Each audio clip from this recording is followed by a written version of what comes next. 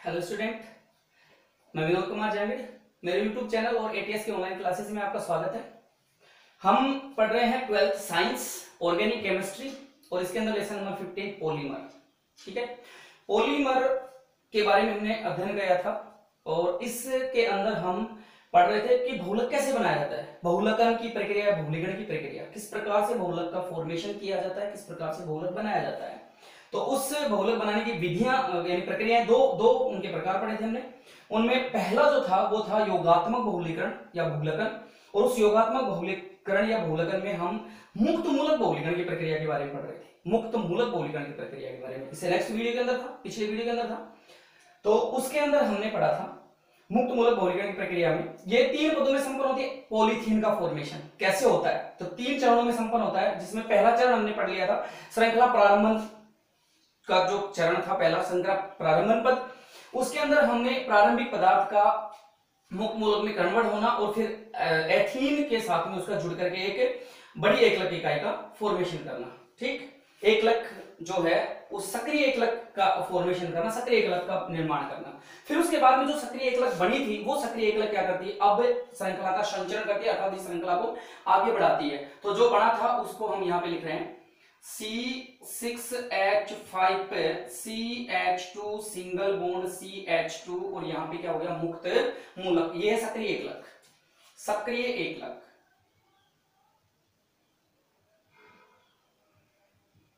सक्रिय एकलक, ठीक है। अब क्या करेगा ये सक्रिय एकलक, संचरण करेगा यानी कि श्रृंखला को आगे बढ़ाएगा। श्रृंखला को आगे बढ़ाएगा तो देखो यहाँ पे क्या होगा CH2 डबल बॉन्ड CH2, ये देखिए भाई। इसके साथ में फिर एक एथीन के साथ में फिर ये वापस से जुड़ेगा ये एथीन के साथ। अब यहां से इस पाइबंध का क्या होगा, समान साबंध विखंडन इसकी उपस्थिति में। तो ये एक मुक्त मूलक, ये एक मुक्त मूलक, ये मुक्त मूलक और ये मुक्त मूलक आपस में जुड़ जाएंगे और इस प्रकार से ये बनेगा C6H5 CH2 single bond CH2 single bond CH2 single bond CH2 और इसके ऊपर आ जाएगा मुक्त मूलक फ्री रेडिकल। तो बड़ी सक्रिय एकलक बन गई, बड़ी सक्रिय एकलक। ठीक है, अब ये फिर क्या करेगा, ये बड़ा फिर और CH2 के साथ में क्रिया, ऐसे मतलब N CH2 के साथ में क्रिया करता जाएगा, यानी कि एथीन के साथ में क्रिया करता जाएगा। देखो C6H5 CH2 single bond CH2 single bond CH2 single bond CH2। ठीक, ये मुक्त मूलक, बड़ी सक्रिय एकलक। अब ये क्या करेगा, फिर CH2 डबल बॉन्ड CH2 के साथ में क्रिया करेगा और ये कितने N CH2 यानी लगातार करता जाएगा। तो N1 या N, तो N1 है फिर N2 है, तो ये N इसके साथ N1 लगा देता हूं यहाँ पे, N1 CH2 के साथ में क्रिया करेगा तो इस प्रकार से जुड़ेगा भाई ये और ये बनाएगा बड़ा सक्रिय एकलक C6H5 CH2 single bond CH2। क्योंकि N के साथ में जुड़ेगा तो मैं यहां पे लगा दे रहा हूं N1 है तो N1 CH2 CH2, क्योंकि लास्ट में क्या होगा, एक मुक्त मूलक होगा। लास्ट में क्या रहेगा, एक मुक्त मूलक यानी सक्रिय बड़ा, यानी कि बड़ा सक्रिय अणु बन जाएगा। ये क्या बन गया, बड़ा सक्रिय अणु या बड़ी सक्रिय एकलक तो ये हो गई, और ये बड़ी सक्रिय एकलक या बड़ा सक्रिय एकलक अणु, बड़ा सक्रिय एकलक अणु यानी एक श्रृंखला बन गई, बड़ा सक्रिय एकलक अणु या फिर बड़ी सक्रिय एकलक श्रृंखला बन गई है, ये बड़ा सक्रिय एकलक अणु बन गया। इस प्रकार से N1, क्योंकि C6H5 जो ना शुरू में पढ़ा था हमने, जो 2 C6H5 के मुक्त मूलक बनते हैं तो एक श्रृंखला को वो बढ़ाएगा, एक श्रृंखला को दूसरा बढ़ाएगा।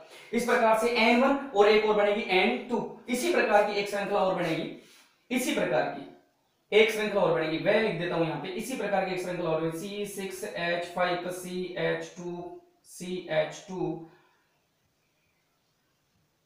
ये हो गया N2 अणु के साथ एक N1 और एक N2 CH2 single bond CH2। इस प्रकार की दो बड़ी सक्रिय एकलक इस प्रकार से बनती हैं। तो ये हो गया श्रृंखला संचरण पद। श्रृंखला संचरण पद में इस प्रकार से श्रृंखला संचरण का मतलब श्रृंखला आगे बढ़ती है और बड़ी बड़ी श्रृंखलाएं बन करके और फिर वो वहां तक बढ़ती हैं जहां तक बहुलक का निर्माण हो। ठीक। फिर इसके बाद में जो है श्रृंखला संचित होने के बाद फिर उसका बहुलक बनने पर समापन हो जाता है श्रृंखला का। तो समापन कैसे होगा, तो दूसरा पद होगा, तीसरा पद होगा श्रृंखला समापन पद। इन 3 चरणों में संपन्न होती है। दूसरा चरण हो गया श्रृंखला संचरण पद, ये हो गया। इस प्रकार श्रृंखलाएं बन गई 2। अब इसका करेंगे हम समापन, श्रृंखला समापन पद। तो 3rd नंबर का, तीसरे नंबर का, इसको मिटा रहा हूं मैं, पोज करके इसके नोट्स बना लेगा, पोज करके इसको देख लिया करो। तीसरा चरण वो है श्रृंखला समापन पद, श्रृंखला समापन पद। यानी अब ये क्या करेगा, श्रृंखला का समापन करेगा। तो देखो इस श्रृंखला संचरण पद के अंदर 2 एकलक जो हैं, बड़े एकलक अणु बने, 2 बड़ा सक्रिय एकलक अणु, ये हो गया, ये हो गया, ये दोनों एक ही है, बड़ा सक्रिय एकलक अणु, बड़ा सक्रिय एकलक अणु। एक तो ये बन गया N1 और एक बन गया N2, ठीक। अब इसका समापन, इसका जो समापन होता है श्रृंखला का, वो 4 प्रकार से होता है। कितने प्रकार से होता है, 4 प्रकार से। श्रृंखला का जो समापन होता है वो 4 प्रकार से होता है, 4 प्रकार से होता है। वो 4 प्रकार कौन कौन से हैं, वो अलग अलग करके पढ़ेंगे अपन। तो पहला जो प्रकार है इस श्रृंखला का समापन होगा, वो होगा पहला प्रकार युग्मन द्वारा। पहला जो है वो है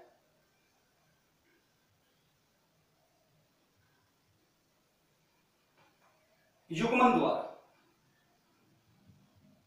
यानी श्रृंखला का युग्मन, युग्मन का मतलब जुड़ जाएगा आपस में, जुड़ करके, युग्मित होकर के। युग्मन द्वारा का मतलब हो गया युग्मित होकर के, जुड़ करके, ठीक, अलग अलग टाइप से। तो श्रृंखला युग्मन द्वारा, या श्रृंखला लगा दो आपसे, पहले लगा दो, पीछे इसके श्रृंखला, श्रृंखला युग्मन द्वारा।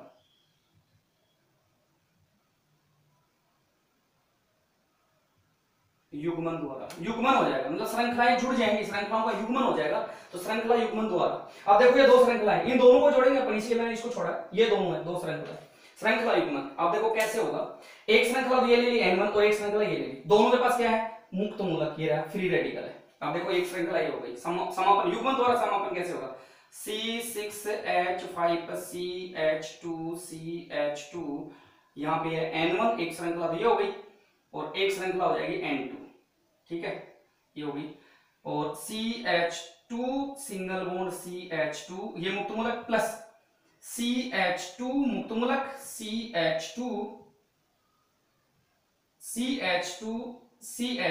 यहां पे ये वाली हो गई N2, ये वाली श्रृंखला। तो ये तो हो गई, ये मैंने लिख दिया यहाँ पे, ये हो गया, ठीक। और ये वाले जो है वो इसके आगे इस प्रकार से ये जुड़ जाएंगे, ये N2, फिर है C6H5, इसको मैंने इधर लिख दिया, इसको इधर लिख दिया, क्योंकि दोनों सक्रिय मुक्त मूलक जो है ये बड़े, ये आपस में जुड़ेंगे और युग्मन इस प्रकार से हो जाएगा। अब देखो इनका युग्मन हो जाएगा ऐसे,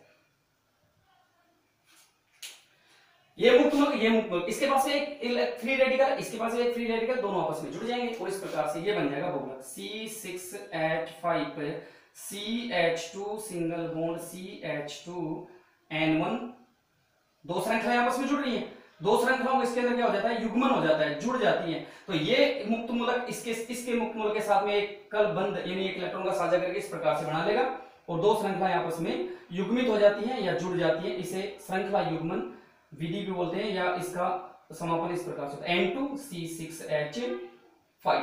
ये बन गया पॉलीथीन, लेकिन कैसा बन गया, एरोमेटिक पॉलीथीन, क्योंकि C6H5 है ना, तो एरोमेटिक